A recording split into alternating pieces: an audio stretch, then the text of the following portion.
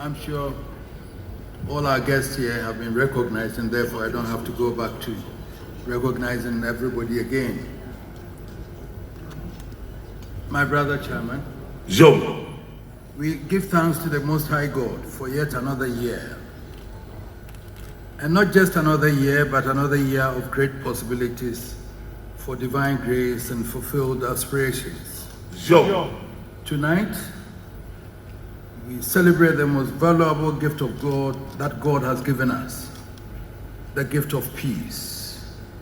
And we can only begin by saluting all our peacemakers and peace builders, from our gallant men and women in uniform, the soldiers and the police who are risking their lives each day for our safety and security, to our religious leaders, academics, opinion leaders, through whom morale composed we are kept in the straight and narrow.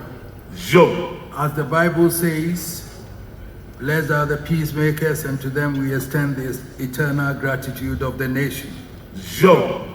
We are honored to have our special guest of honor, Ghana's newest contribution to the international public service, Her Excellency Shirley Ayoko Botwe, Secretary General of the Commonwealth of Nations.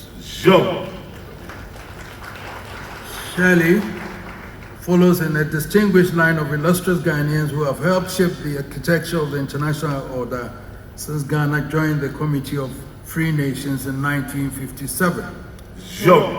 Beginning with A.L. Adu, we have had Dr. Robert Gardner, Kenneth Dazi, General Eskin, Cardinal Texan, K.Y. Amoakun, on to our Reverend Busuru Kofi Annan, whose tenure as Secretary General of the United Nations remains among the most memorable in the history of the organization.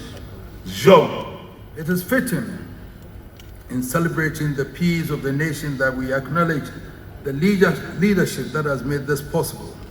So tonight, we honor His Excellency John Dramani Mahama, the President of the Republic of Ghana, and his two living predecessors, President John Agyekum Kufuor and Nana Addo Dankwa Akufo-Addo, for their contributions to office in the preservation of peace in the peace of the nation. President Kufuor set the tone by entrusting us with the delicate task of helping to resolve the seemingly intractable conflict within the Gabon Kingdom. We were able to achieve a resolution under President Akufo-Addo, who in turn handed us the challenge of the Boko conflict. And by the forthright action of President Mahama, we hope the stake has been set for the restoration of harmony in time to Boko. In honoring them tonight, we are underlining our commitment to the unity of our nation and to greater harmony and consensus building in our political discourse. We seek to affirm that in office or out of office, Menchia is home to whoever has the unique privilege of drawing the sacred sword of the state and swearing allegiance to the people. We know what it means to draw the impossible sword and swear to the people, and the moral and spiritual significance can never be lost or undervalued. Sadly, the adversarial nature of politics often threatens to overrun our natural instincts for civility and brotherliness. But Menchia remains determined to ensure Ghanaians do not give in to the corrosive embers of misguided politics, but remain true to our time-honored traditional values of respect for our elders. Our goal is to create conditions for consensus building and mitigate the effects of the perpetual acrimony we continue to experience. In honoring them tonight, we also want the nation to create space for them, as serving and former heads of state, to engage on critical national issues, not as adversaries, but as elder statesmen whose insights can be invaluable in the search for solutions to our myriad national issues. This can be a massive boost not only for orderly governance, but for the peace and harmony of the state. let me seize this opportunity to say thank you to the Olu of Wari and his consort, Queen Consort, for making time to be with us to celebrate with us tonight. We thank you very much for coming. Sure. Our experience tells us that no one can take the peace of the land for granted. Beyond the settlements which occupy the headlines, much of our time has been spent resolving disputes and holding off conflicts which could have had dire consequences on our communities. Our role has had a massive impact on the operations of business, providing perhaps the only access to the free resolution of litigation. Indeed, when I look back on the number of cases we have resolved and continue to resolve, and consider the impact they have made on the cost of doing business as well as the harmony it has established among families, we can only be thankful for the wisdom and ingenuity of our forefathers who created the structures on which chieftaincy is built. Jean. That is why I continue to impress upon the nation that traditional leadership needs to be nurtured and supported to be able to continue as a bedrock of peace and a catalyst for development. Jean. This year, thanks to our innovative Inspector General of Police, we have begun a new initiative in community peace building through collaboration between traditional leadership and law enforcement. Jean. But, Mr. Chairman, peace is indivisible. It cannot be preserved or protected in isolation. In the global village, which is the state of our world, there's nothing like an isolated conflict, and there's no immunity for anyone from the ravages of conflict anywhere. Wherever the peace is threatened, the whole world is threatened.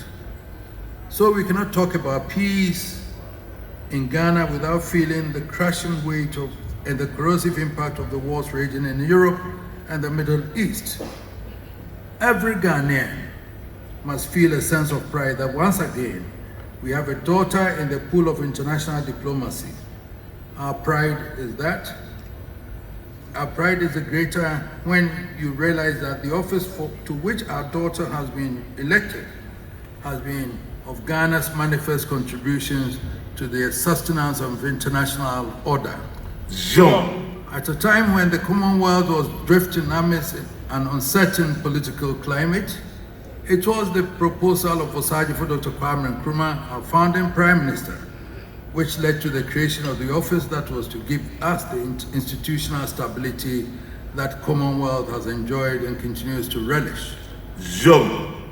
Unfortunately, Shirley could not have stepped into the job at a more challenging time.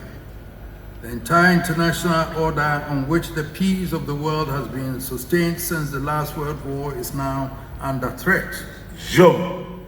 We now need the wisdom of King Solomon and the patience of Job to help us to navigate through the treacherous terrain. Jean. The geopolitical uncertainties of today pose a serious challenge to the Commonwealth.